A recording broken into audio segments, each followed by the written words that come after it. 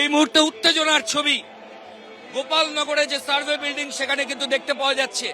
অমিত শাহ দেশের স্বরাষ্ট্রমন্ত্রী, তিনি কিছুক্ষণ আগে বেরিয়ে গেছেন, কিন্তু উত্তেজনা এখনো রয়েছে।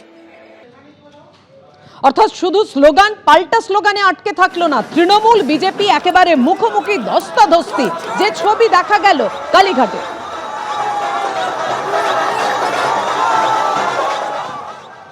গণতান্ত্রিক সৌজন্য নয়, এইটুকুনি একটা তো বাংলার সংস্কৃতি আছে, সেই বাংলার সাধারণ সংস্কৃতি বা রাজনৈতিক সংস্কৃতি বিরোধী।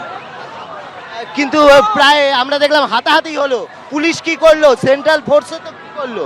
হওয়া উচিত নয়, পুলিশের দেখা উচিত ছিল। একজনের নমিনেশন র্যালি আর একজন জড়ো হলো কি করে? এটা ইলেকশন কমিশন বুঝবে, দেখবে, তাদের কাজ। এখন তো ইলেকশন কমিশনের হাতে। Now they are to see, they are to look after. কি হলো, কি সমস্যা হলো? দেখুন, সমস্যা আজ নয়, কাল রাত থেকে হচ্ছে। কাল রাতে যখন ওরা আসে, কোনো কিছু এজেন্সির লোক তাদের গাড়ি ভর্তি পতাকা এবং বিভিন্ন কার্টুন ফাটুন এসব এনেছিল, তো এনে সাজাতে গেছে। আমাদের ছেলেরা সাধারণত তারা সারাক্ষণই থাকে, তারা এখানে বসে থাকে, তাদের সঙ্গে অযথা গালাগালি, হঠাৎ স্লোগান দিতে শুরু করলো নিজেরাই। তা ওরা ফোন করেছিল, আমরা বললাম মাথা ঠান্ডা করে থাক, ওদের তো কিছু মানে পাওয়ার নেই, ওরা এখন এইসবই করবে। আবার আজ সকালে এরা এখানে, এটা তো একটা র্যালি হয়েছে, বলুন না, সার্কাস দেখানো হয়েছে। কে এসে বলছে কাকিমা মাথা ফাটিয়ে দিয়েছে, একজনকে তো মাথা ফাটিয়েছে, তাকে নিয়ে গেছে।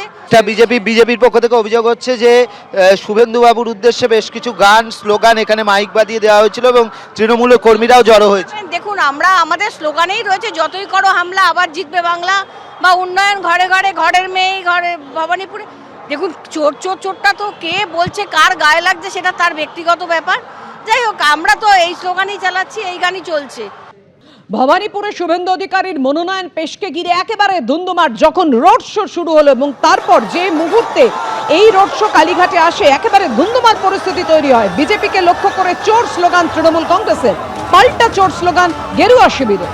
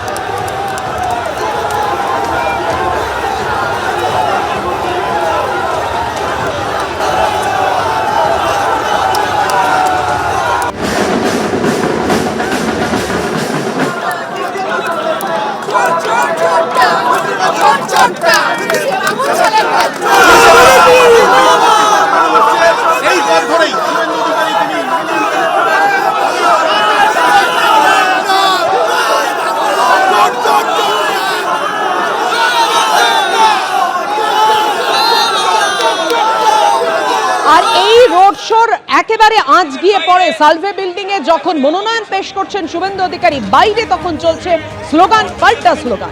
একজনের চোখে ইনজুরি হয়েছে। আমরা দাদা কে মারলো?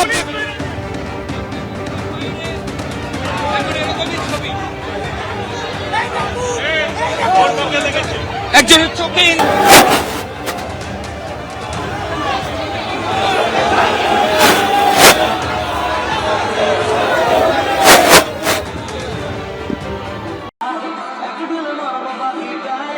এই যে মাইক বাজছে, এটা ঘিরেই কিন্তু যাবতীয় বিপত্তি। এবং বিজেপির তরফ থেকে অভিযোগ, স্বরাষ্ট্রমন্ত্রী এবং শুভেন্দু অধিকারী তারা এখানে আসবেন, এটা আগে থেকেই জানা। তারপরেও এখানে কি করে এই ধরনের পরিস্থিতি তৈরি হচ্ছে? এই মুহূর্তে শুভেন্দু অধিকারী তিনি ভেতরে রয়েছেন, অমিত শাহ কিছুক্ষণ আগে বেরিয়ে গেলেন। আমি ক্যামেরা পার্সন প্রবীর সামন্তকে বলবো দেখানোর জন্য এই মুহূর্তে বিজেপির তরফ থেকে যারা রয়েছেন, একটা উত্তপ্ত পরিস্থিতি তৈরি হয়েছে। বিজেপি এবং তৃণমূল দুপক্ষের মধ্যে কিন্তু এবার সেন্ট্রাল ফোর্স রয়েছে, তারই মাঝে একটা উত্তপ্ত পরিস্থিতি তৈরি হলো। পুলিশ আধিকারিকরা আটকানোর চেষ্টা করছেন বিজেপি কর্মীদের। কিন্তু ছবি আমরা দেখাচ্ছি। একদিকে এবিপি আনন্দ, এগিয়ে থাকে, এগিয়ে রাখে।